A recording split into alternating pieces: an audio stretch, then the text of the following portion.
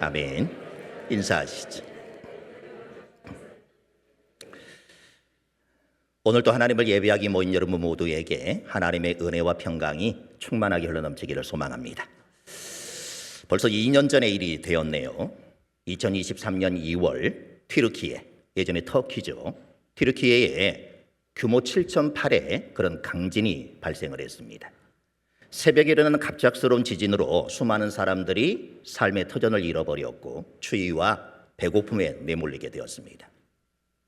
21세기의 최악의 자연재해라 이렇게 꼽히는 이 강진으로 인해 공식 사망자의 수가 무려 4만 5천여 명이나 되었습니다. 그러면서 튀르키예의 한 지역이 주목받기를 시작합니다. 인구 4만 2천 명의 작은 도시인 에르진이라고 하는 곳이었습니다. 이곳은 그렇게 강력한 지진 앞에서도 건물이 한 채도 무너지지 않았을 뿐만 아니라 사상자도 한 명도 없었습니다. 4만 5천여 명이 죽었다. 이 상황을 고려해 볼 때 아주 이례적인 그런 결과였습니다. 이곳에 지진이 발생한 곳과 멀리 떨어져 있기 때문에 이런 결과가 나왔을까요? 이 에르진은 지진으로 가장 큰 피해를 본 지역으로부터 불과 110km밖에 떨어지지 않았습니다. 아니면 지진의 충격이 그곳까지는 도달하지 않았던 것일까요? 에르진의 시장은 그 당시의 상황을 이렇게 묘사를 했습니다. 우리는 매우 격렬하게 흔들렸으며 그 즉시 아이들과 함께 문 쪽으로 뛰어갔다. 거의 움직일 수 없는 상황이었다. 그는 몇 분 뒤 지진이 잦아든 후에야 겨우 생필품을 챙겨서 집에서 나설 수 있었다라고 고백을 합니다. 그렇다면 어떻게 그럴 수 있었을까?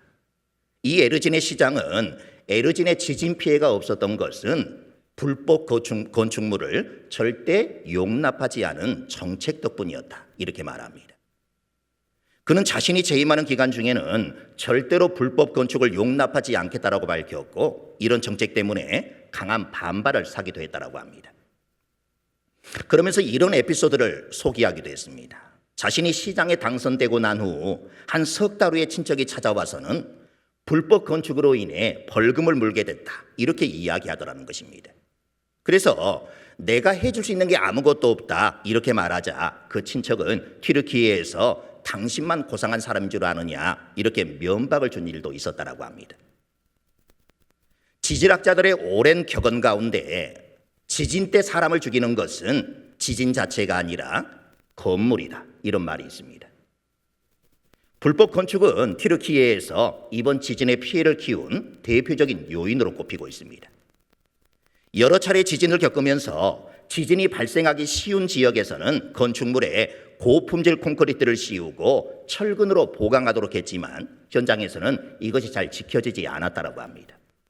건설업자 측이 하급 콘크리트와 철근을 사용해 비용을 절감하려고 했기 때문입니다. 이 때문에 에르진을 제외한 다른 지역에서는 이 지진으로 인해 부실 건축물이 대거 무너져 막대한 인명피해가 나왔던 것입니다. 내진 설계 규제를 준수해 피해가 전혀 발생하지 않은 그 에르진과는 정반대의 비극적인 결과가 나온 것입니다. 지진이 일어나기 전까지는 아무런 차이가 없었습니다.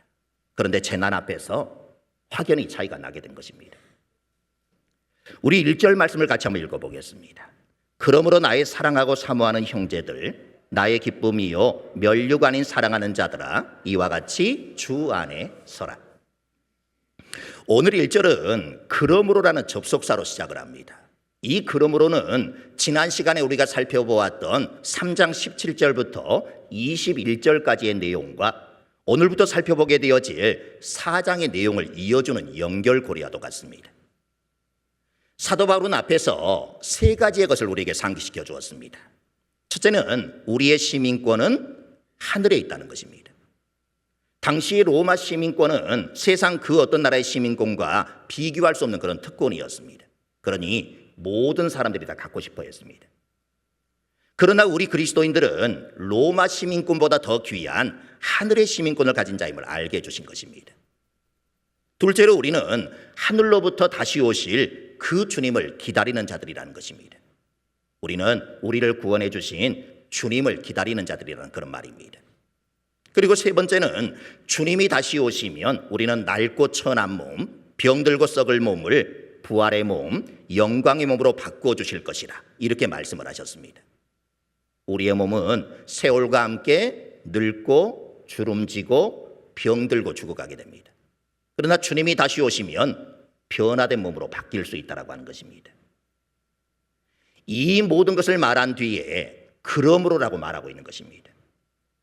이제까지 바울이 말했던 모든 권면들을 들었다면 이제 빌립보 교회 성도들에게 어떤 변화가 있어야 할 것인지를 결론적으로 말하고자 하는 것입니다.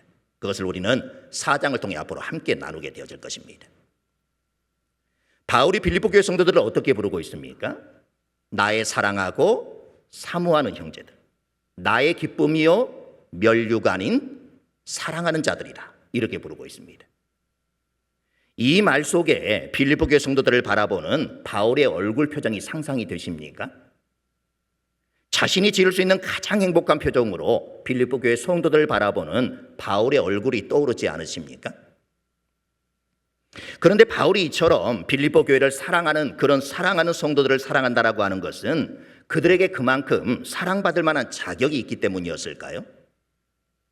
그들이 모든 면에서 완벽하고 바울의 마음에 꼭 들었기 때문에 그렇게 사랑한 것일까요? 당연히 그렇지 않습니다. 빌립보 교회는 아무 흠도 찾을 수 없는 그야말로 성인들만 모여있는 그런 교회가 아니었습니다. 당연히 다른 교회와 마찬가지로 별의별 사람들이 다 모인 교회였습니다. 여느 교회처럼 연약하고 부족함이 많은 그런 교회였습니다. 그럼에도 불구하고 바울은 그런 빌립보 교회 성도들을 누구보다도 사랑한다라고 고백합니다. 나의 사랑하고 사모하는 형제들, 이렇게까지만 말해도 되는데 이어서 뭐라고 합니까? 바울은 빌립보 교회를 나의 기쁨이라 이렇게 고백합니다. 빌립보 교회를 생각할 때마다 기쁨이 넘쳤다는 것입니다. 사실 인간이 이 땅에서 누릴 수 있는 기쁨의 대부분은 사람과의 관계를 통해서 옵니다. 사랑에 빠진 연인들의 경우에는 사랑하는 사람이 나의 기쁨이 될 것입니다.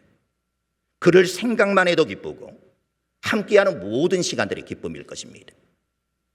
또한 어린 자녀를 둔 부모에게는 자녀들이 기쁨입니다. 그가 하는 모든 것들이 부모들에게 기쁨이 되는 것입니다. 그런데 여기서 말하는 기쁨은 그런 기쁨이 아닙니다. 여기서 말하는 기쁨은 하나님과의 관계에서 오는 그런 기쁨입니다. 다시 말해 하나님의 사랑을 받고 있다는 사실을 인식하는 데서 오는 그런 기쁨입니다. 그래서 이 기쁨은 하늘에서 오는 기쁨, 세상이 줄 수도 세상이 알 수도 없는 그런 기쁨이었습니다. 바울은 그들의 헌신과 섬김을 바라보기만 해도 기뻤습니다. 교회 안에서나 세상 속에서나 주님의 말씀에 순종하며 살아가려고 애쓰는 그들을 상상만 해도 기뻤던 것입니다. 교회는 여러분의 기쁨입니까? 교회는 여러분의 자랑이십니까? 우리는 과연 서로를 향하여 당신은 나의 기쁨입니다 이렇게 고백할 수 있겠습니까?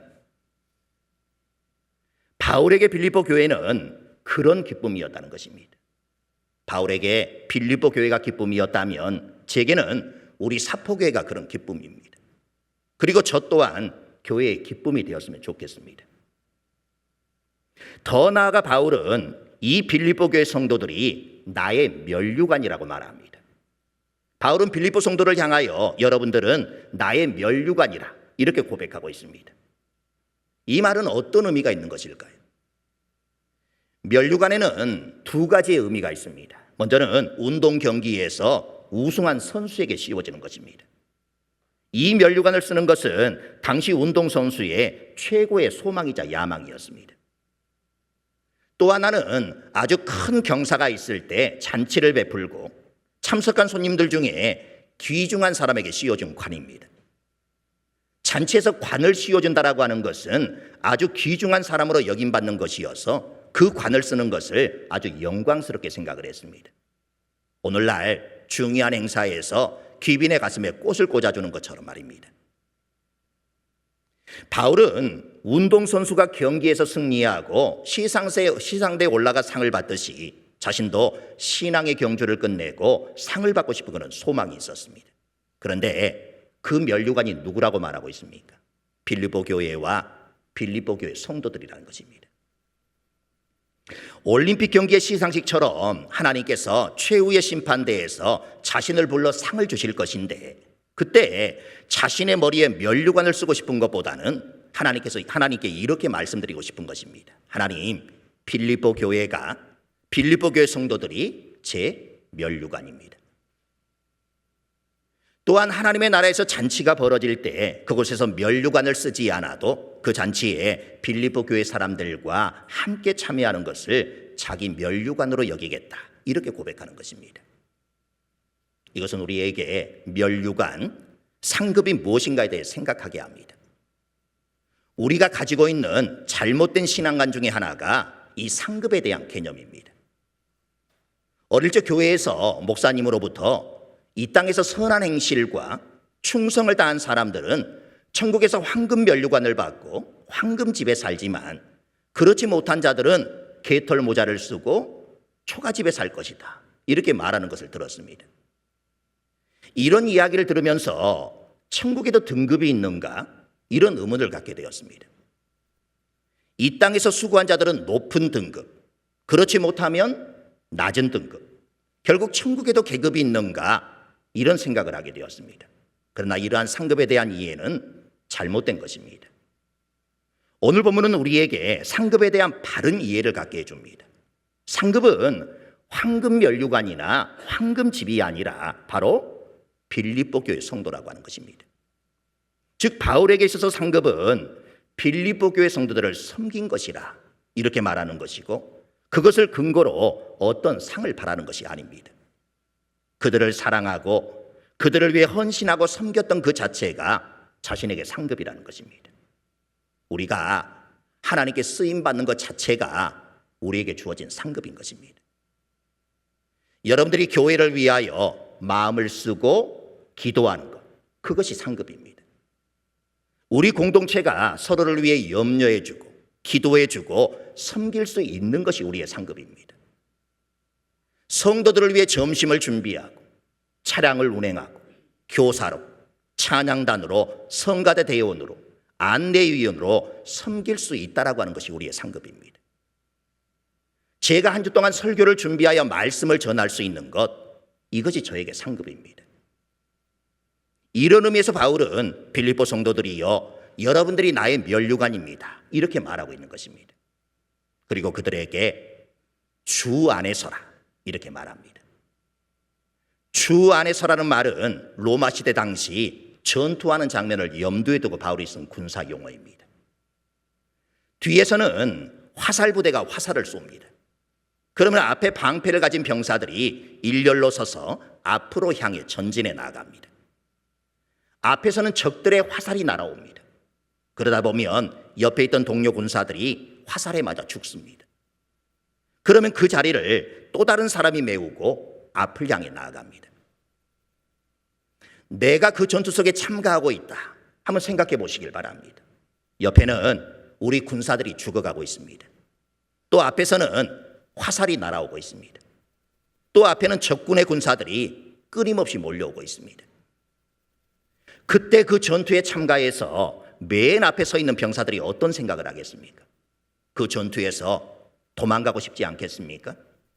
옆으로 도망가든지 아니면 뒤로 돌아서 도망가고 싶은 그런 생각이 들 것입니다. 아니면 화살에 맞아 죽은 척하고 싶은 그런 생각도 들 수 있습니다. 그때 뒤에서 대장이 크게 외칩니다. 물러서지 마라. 도망가지 마라. 그 자리에 굳게 서서 계속 전진하고 또 전진해라. 여기서 뒤에 대장이 뒤로 물러서려고 하는 군사들을 향해 그 자리에 서서 물러서지 말아라, 이 말이 바로 오늘 본문에 나오는 주 안에 서라, 이런 말입니다. 그러면 왜 바울이 빌립보 교인들에게 이와 같은 군사 용어를 사용하고 있는 것일까요? 그것은 우리의 신앙생활이 바로 로마 시대의 전투 상황과 너무나도 흡사하기 때문입니다. 서다, 이 말은 굳게 서다, 흔들리지 않고 한결같다, 진실되게 서다, 이런 뜻입니다. 비유적으로는 버티다, 확고하다, 계속하다, 이런 의미를 가지고 있는 단어입니다. 그래서 주 안에 서라, 이 해석보다는 주 안에 굳게 서라. 이것이 훨씬 더 나은 그런 번역입니다. 바울이 빌립보 교회를 향하여 왜 주 안에 굳게 서라고 했겠습니까? 그것은 빌립보 교회가 흔들리고 있었기 때문일 것입니다. 흔들리지도 않는데 주 안에 굳게 서라 이렇게 말할 필요가 없었을 것입니다. 빌립보 교회는 지금 안팎으로 어려운 형편에 놓여 있습니다. 그러하게 흔들리지 말고 굳건하게 서 있으라고 권면하고 있는 것입니다. 그 흔들림은 아마도 넘어질 만한 그런 흔들림이었을 것입니다. 특히 우리는 지금 모든 것이 흔들리는 시대에 살고 있습니다.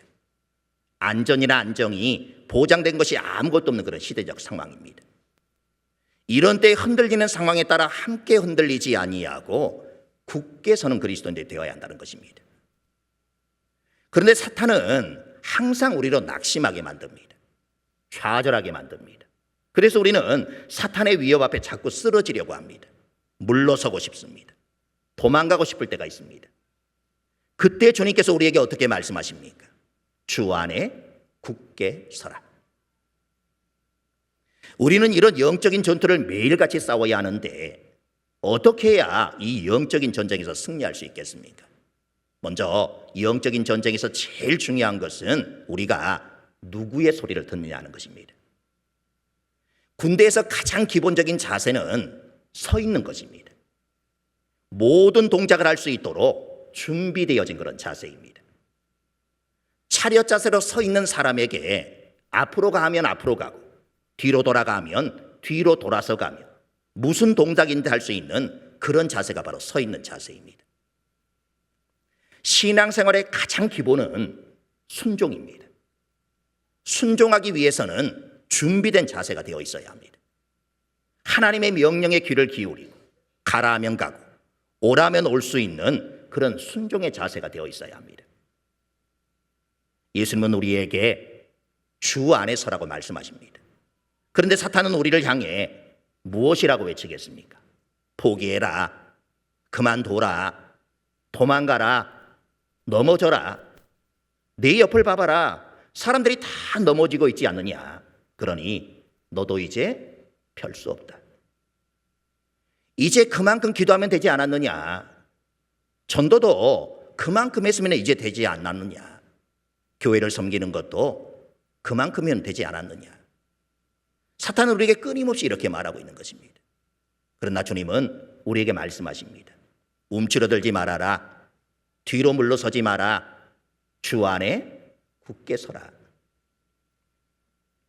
심지어 그 자리에서 죽는다고 하더라도 죽는 순간까지 절대 믿음의 선한 싸움을 포기하지 말라고 말씀하십니다. 두 번째로 영적인 전쟁은 절대 우리 인간의 힘으로는 감당할 수 없는 싸움이라고 하는 것입니다. 그렇다면 우리는 어떻게 굳게 서 있을 수 있겠습니까? 우리에게 그런 의지나 능력이 있습니까? 우리가 서 있겠다고 굳게 결심하면 과연 그렇게 계속 서 있을 수 있겠습니까? 그렇지 않습니다. 인간은 그럴 수 있는 존재가 아닙니다. 바울은 우리에게 굳은 결심을 하고 서라 이렇게 말한다던가 내 능력으로 충분히 설 수 있으니 노력해봐라 이렇게 말하지 않습니다. 주 안에 서라고 합니다. 우리가 서 있는 삶, 서 있는 신앙생활을 할 수 있는 것은 오직 우리가 주 안에 있을 때만 가능하다는 것입니다. 주님 밖에서 서 있는 삶은 불가능합니다. 오직 주님만이 우리를 서 있게 해주실 수 있는 그런 분이고 주님은 영원히 서 계신 분이기 때문에 그 안에 있으면 우리도 서 있게 되기 때문입니다. 그래서 우리는 주 안에 있어야 합니다.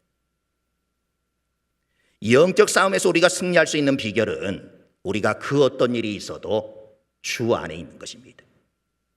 조금이라도 내가 나타나면 우리는 영적 싸움에서 패배할 수밖에 없습니다. 지금 여러분 앞에 인간적으로 해결할 수 없는 그런 문제들이 있습니까?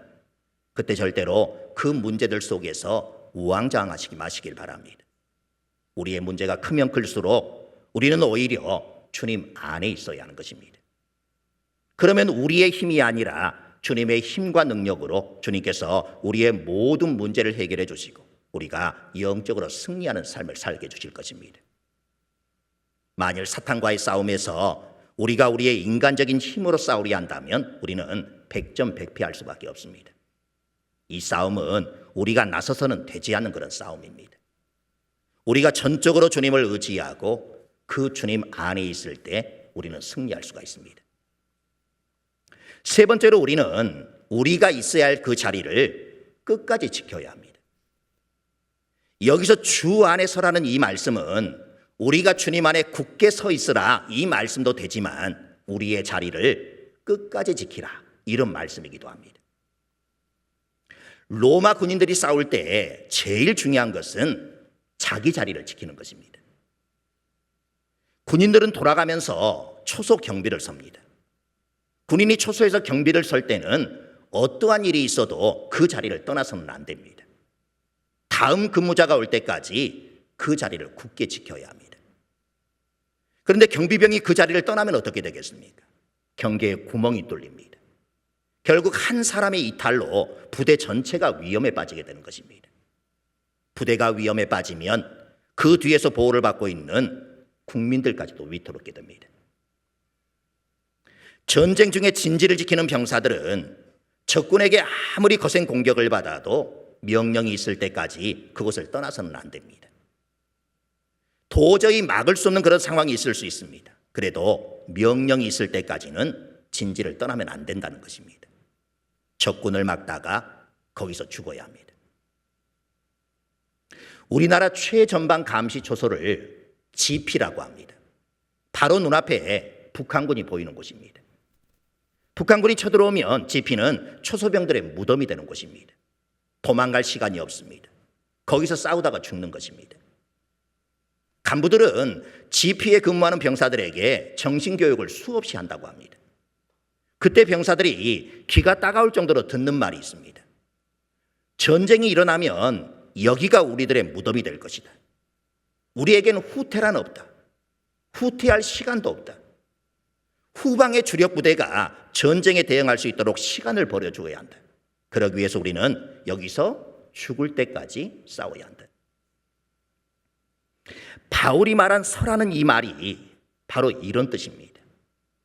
움직이지 않는 부동자세입니다. 주변에 무슨 일이 일어나도 절대로 상관의 명령이 없이는 움직이지 않는 것이 부동자세입니다. 최전방에 있는 군인들이 목숨을 걸고 진지를 지키듯이 그리스도인은 자신의 자리를 고수해라 이런 뜻입니다. 그러니까 이 서라는 바울의 말은 아주 굳건하게 서라 이런 의미입니다. 계속 서 있으라는 그런 말입니다. 한결같이 서 있으라는 그런 말입니다. 그러면 우리 그리스도인들이 결코 떠나지 말아야 할 진지는 어디에 있겠습니까? 바로 주 안에입니다. 주 안이 우리 그리스도인들이 끝까지 서 있어야 할 그런 자리입니다. 우리는 어떠한 상황에서도 주님 안이라고 하는 그곳을 떠나서는 안 된다고 하는 것입니다. 바울은 빌립보 성도들에게 이러한 믿음의 태도를 가지라고 권면했습니다. 어떤 악조건 속에서도 절대로 믿음이 흔들리지 않는 그런 삶을 살 것을 요구하고 있는 것입니다. 우리가 이 세상을 살아가는 동안 주위 환경이 얼마나 많이 변합니까?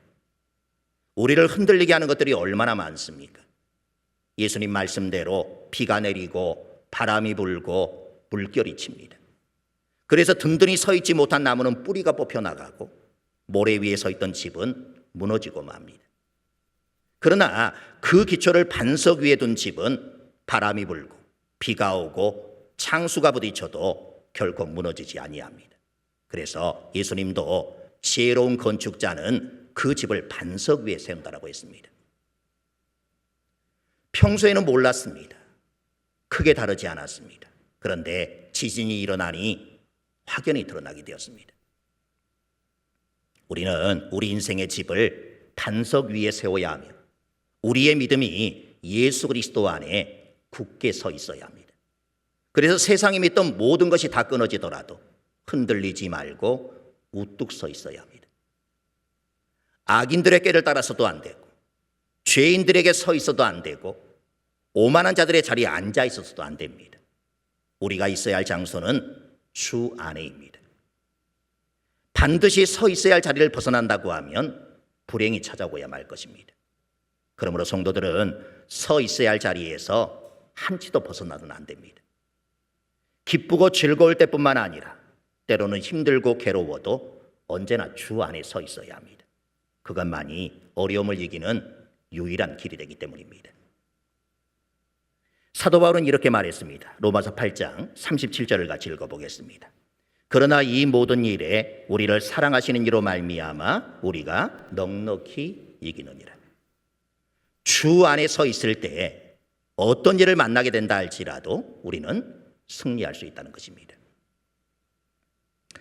사랑하고 사모하는 성도 여러분, 기쁨이요 면류관인 성도 여러분, 그리스도인의 영적 싸움은 사실 버티고 견디는 싸움입니다. 도전도 있고 갈등도 있을 것입니다. 그런 것들 때문에 때론 소가리를 할 때도 있을 것이고 비바람을 마주해야 할 때도 분명 있을 것입니다.